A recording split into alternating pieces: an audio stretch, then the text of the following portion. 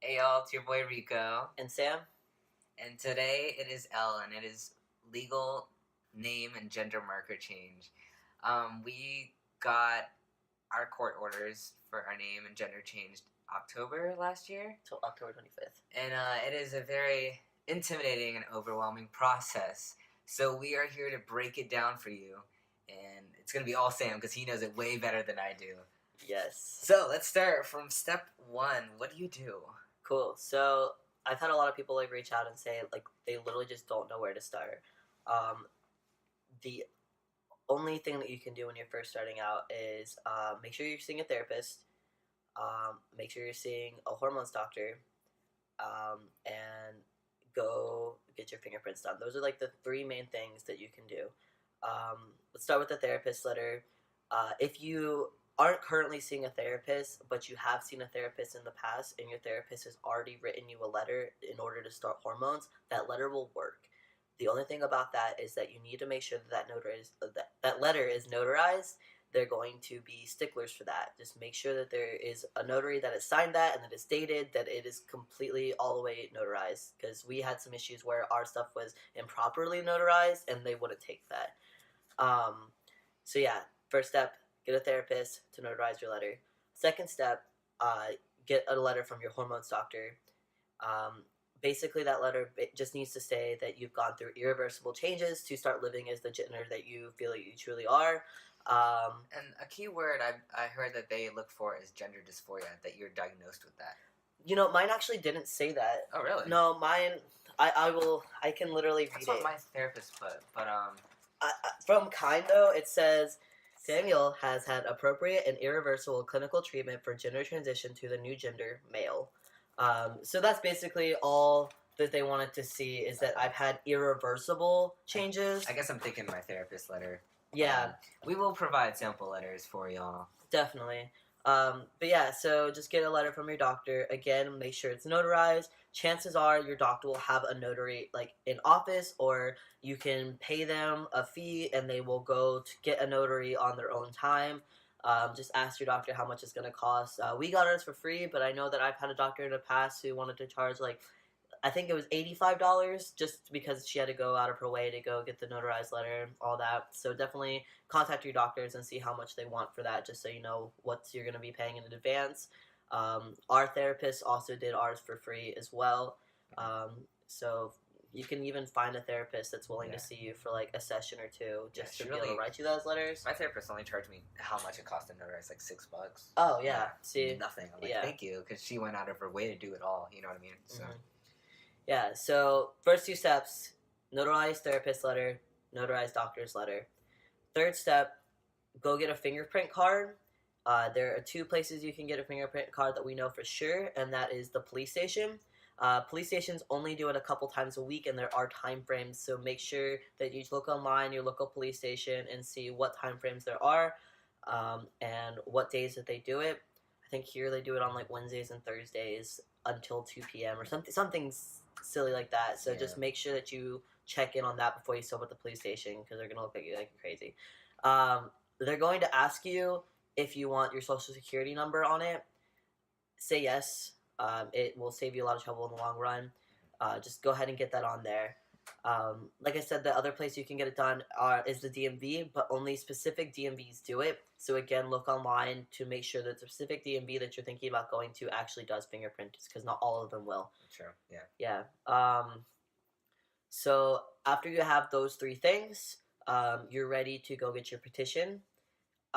We went to the Texas Law Library in Travis County, and we just walked in and asked them at the front desk for the official order for the official petition for a legal name and gender marker change. We filled out all that paperwork, and it's basically just going to ask you who you are, what you're doing, why you want to change your name, why you want to change your gender. We put something on there to match our true identities, or to match. I just straight up put I'm transgender. Yeah. There's no issue. Yeah. Basically just say whatever you want, just why you want to change your stuff. I think that the most things that they're looking for is just to make sure that you're not trying to change your name and gender marker to run from the law or to get out of debt. Yeah. I know it could be nerve-wracking, but you're not going to be the first trans person going there trying to change your name. Mm-hmm. It's going to be okay. Yeah, it's going to be fine.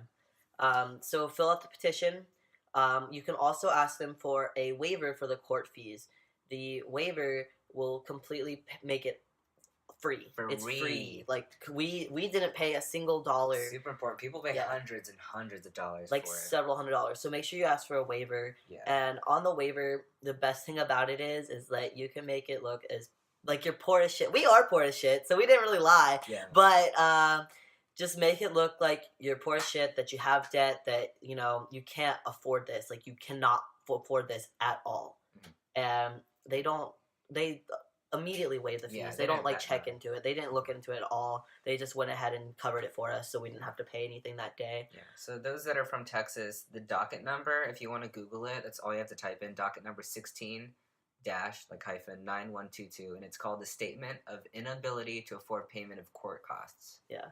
And like I said, they should be able to just, if you ask for the waiver for the court cost fees at the front desk, at the law library, wherever you're at, they should be able to provide that for you. They should know what you're talking about. Mm-hmm. So once you fill out the petition and the waiver, you're going to take that back up to the front desk, and you got to make sure that they notarize those ones for you as well. The person at the front desk should be a notary. Yeah. Ours was, and she just notarized it right then and there. Didn't cost us a thing, like I said. And she's like, okay, cool. We were lucky enough that at the Texas Law Library, there was also a lawyer who was there, that she was volunteering her time, and basically we just had to sit there for a minute and wait for her, and she came over to us. She looked over all of our paperwork for us, and she literally just sticky noted everything that was important. That way the judge could literally just flip through it and didn't have to read all the paperwork. He could just see all the important signatures he needed, all the notaries he needed to see, everything. So she literally just made it as easy for him as possible. That way it could just be done. So she looked over that, made sure we had everything we needed. That won't always be provided for you. So definitely ask if there's somebody there that can help you out with that, and also check time frames.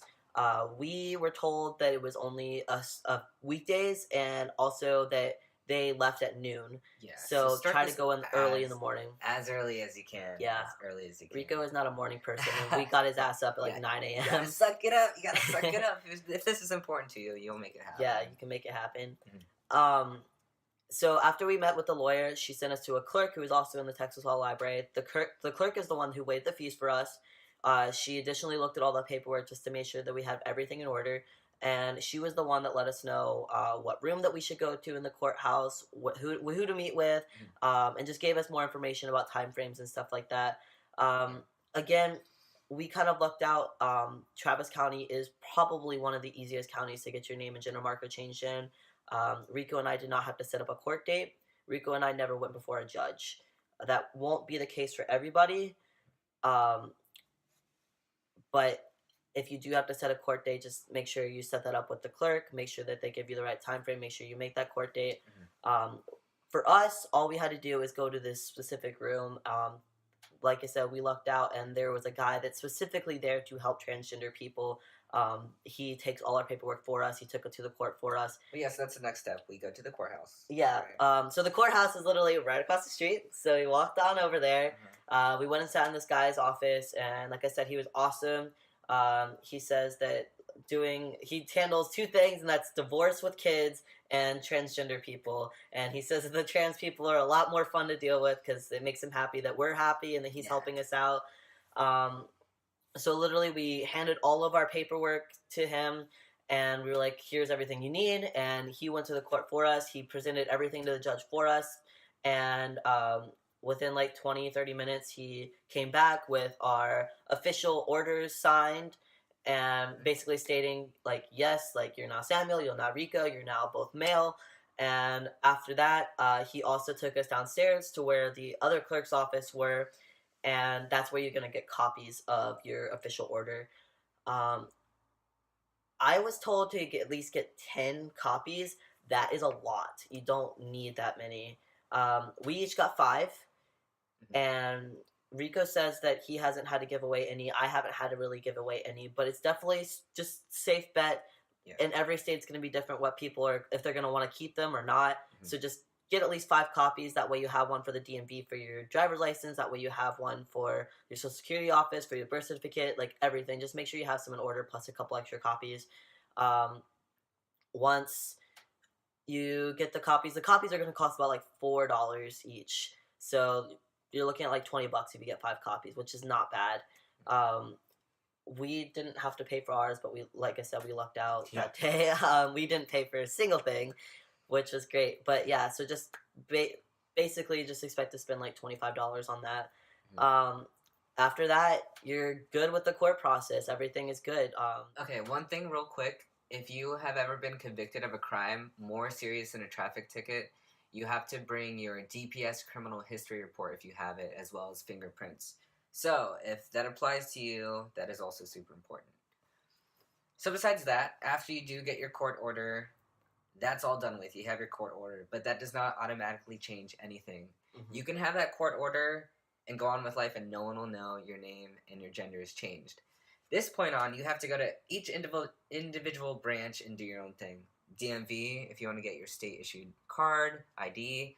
If you have a driver's license, if you want to change that. If you want to change your social security card, you have to go to that department. Same thing with birth certificate. Every place is different. When we got our court orders, they said, start with your birth certificate. I tried that. They said, start with social security. So that might happen to you. You're going to feel like you have the runaround. You don't know what to do. My best advice is just, try everywhere and see who will accept you first. And yeah, for me, it was my social security card. They were the most relaxed. But I have friends that started out the DMV, and that was the easiest. Yeah. And social security was harder for them. It's just Russian roulette, luck of the draw. Every place is different. Every employee is different with how they're going to treat you, how easy they're going to be with it. But, yeah, just if you're going to change your license, go to the DMV. It's pretty self-explanatory. They're going to ask, like, why you're here, if you want a new license, if you have to renew. And you can just, you don't really have to out yourself too much. You could just say, I have a court order for name change, so I need to, get a new ID, social security. I've outed myself with every branch so far, social security and DMV. I've had no issues, no drama. Granted, we are in Austin, Texas, so, you know your city better than we do, so however much comfortable you feel, you know what I mean? Definitely. And, yeah, is that it? I think that's it. Just make sure that you bring a copy of the order every place you go. Make sure you have that on you. Yeah, just make sure that you don't forget that, or else you won't be able to prove that anything's been changed. They're gonna look at you like you're crazy. But yeah, I think that's basically the whole process. Cool. It's not bad. And we know it's a lot of information. We're gonna try to break it down step by step in the description when it comes to sample letters for doctors, therapists, maybe document numbers for this petition for free court costs, all that fun stuff. So yeah, if you have any questions, just comment below. We'll try to respond as best as we can. And if you like this video, of course, like, comment, share, and definitely subscribe. So next week, what's next week, Sam? So next week is M, and we're going to touch on masculinity, and specifically toxic masculinity, and what that means in the community, what that means for trans people, non-binary people. We definitely think it's an important topic. I think it's something that a lot of us struggle with, and like just finding that fine line. So we'll discuss more of that next week. Yep. Yeah. All right. We'll see you next time, y'all. Take care.